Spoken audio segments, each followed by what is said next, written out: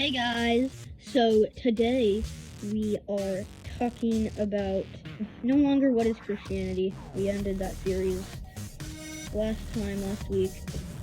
So today we're looking at interesting evidence that there was a miraculous sighting at Jesus' baptism. Now, most scholars and historians, even atheist ones, believe that there was a Jewish man named Jesus in the 1st century who preached to people and claimed to be the Messiah and eventually was crucified.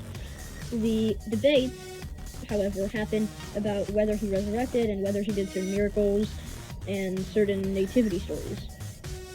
So, but most scholars also do agree that he was baptized by a guy named John who baptized a lot of people and had his own ministry.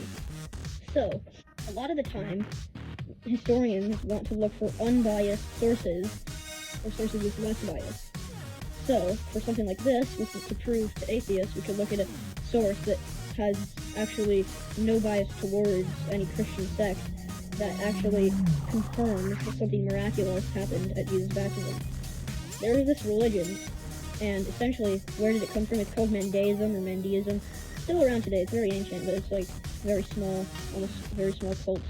And essentially, it came from some of John the Baptist's followers who didn't join Jesus' ministry, and eventually one of John the Baptist's followers decided that the Old Testament was evil and invented Gnosticism.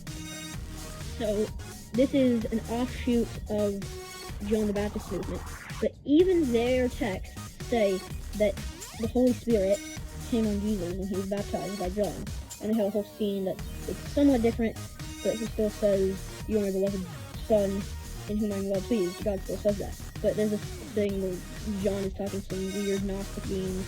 That's just what you get with Gnostic stuff. Weird, right? But the essential point is that a religion that split off from Christianity at around the time of Jesus' baptism, so this is no bias toward Christianity, it's a completely John the Baptist-based movement, and they're not even really Jewish because they don't believe in the Torah. They actually think that the Torah is evil, and they believe none of the Old Testament. So this is some radical offshoot of the John the Baptist's ministry that still confirms what the Gospels say about Jesus' baptism.